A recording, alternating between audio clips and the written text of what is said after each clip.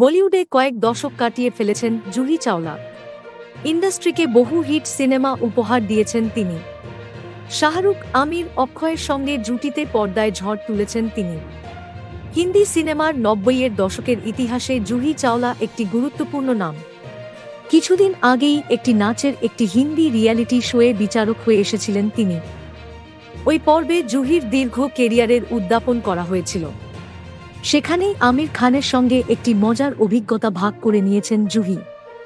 ওই অনুষ্ঠানে জুহির কাছে জানতে চাওয়া হয় তার জীবনে পাওয়া সবচেয়ে সস্তার উপহারকে দিয়েছিল এবং সেটা কী ছিল। এই প্রশ্ন শুনেই একগাল হেসে ফেলেন জুহি। তারপর বলিউডের মিস্টার পারফেকশনিস্টের নাম নেন তিনি।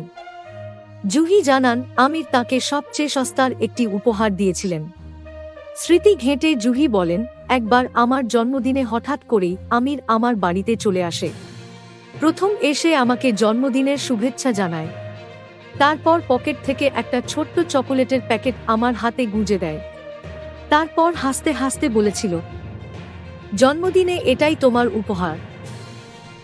Thank you so much for watching. Subscribe our channel and press the bell icon for more updates.